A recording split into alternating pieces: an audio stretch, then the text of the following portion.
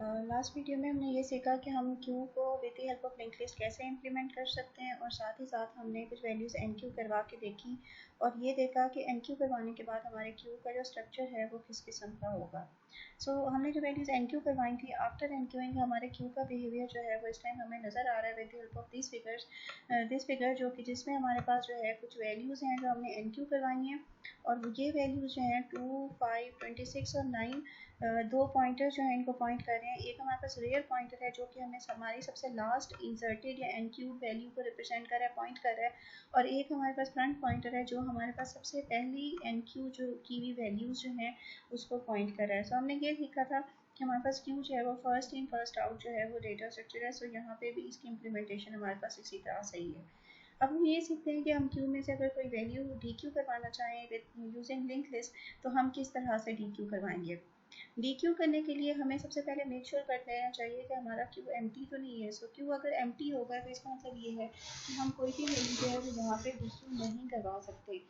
हमें कैसे पता चलेगा हमारे पास क्यू एम्प्टी है कि अगर हमारे पास फ्रंट पॉइंटर नल को पॉइंट कर रहा हुआ, या साथ ही साथ हम इसमें एक चेक और भी लगा सकते हैं कि अगर हमारे पास रेयर पॉइंटर जो है वो भी नल को पॉइंट कर रहा हुआ, इस केस में दोनों ही ठीक है, तो फिर दोनों पॉसिबिलिटी में हमारे पास क्यू क्या है, इनिशियल पोजीशन पे ही है।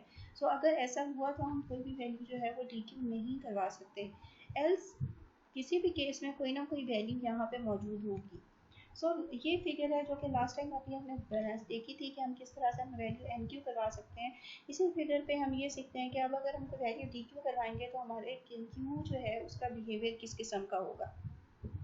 इस टाइम डी क्यू के फंक्शन के बारे में बात कर लेते हैं कि यूज़र जो वैल्यू फर्स्ट टाइम जो है वो डी क्यू करवाना चाह रहा है और इस टाइम जो वैल्यू डी क्यू होगी वो फ्रंट पे मौजूद वैल्यू 2 होगी।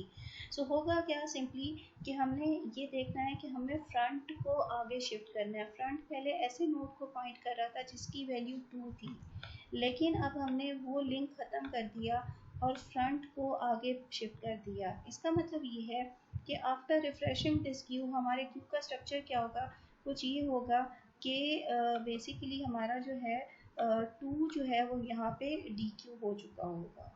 ठीक है, दोबारा से हम देख लेते हैं। हमने ये कहा था कि जब भी हम डी क्यू के बारे में बात करेंगे तो हमारा फ्रंट पॉइंटर जो है वो बेसिकली इंक्रीज होगा टूवर्ड्स हायर वैल्यू या मैक्सिमम वैल्यू, और अगर हम एन क्यू के बारे में बात करेंगे तो रेयर पॉइंटर जो है हमारा इंक्रीज करेगा। नई वैल्यू, एक और वैल्यू जो अगर हम डी क्यू करवाएंगे वो वही वैल्यू होगी जो इस टाइम फ्रंट पे मौजूद है 5। अगर हमने 5 को यहाँ पे डी क्यू करवाना हुआ तो सिंपली फ्रंट पॉइंटर ऐसे नोड को पॉइंट कर रहा है जिसकी वैल्यू 5 है, तो उसके रेफरेंस हमें इंटरचेंज करना होगा। ऐसे नोड को रेफरेंस देना होगा जो कि उससे अगली वैल्यू हमने एन क्यू कराई होगी 26। After refreshing this basically structure तो हमारे पास इम्प्लीमेंटेशन क्या होगी कि फ्रंट पॉइंटर में उस नोड की वैल्यू होगी जो हमने थर्ड पोजीशन पे यहाँ पे एन क्यू कराई होगी।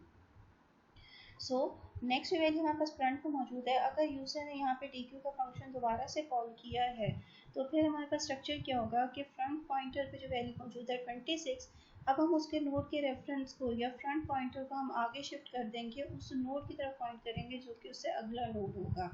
After refreshing this basically structure तो हमारे पास रेफरेंस क्या हो जाएगा कि एक ही वैल्यू का नोड का रेफरेंस हमारे पास इस टाइम मौजूद है जिसकी वैल्यू 9 है, और इस टाइम फ्रंट और रियर पॉइंटर वो एक ही नोड को जो है वो पॉइंट कर रहे हैं।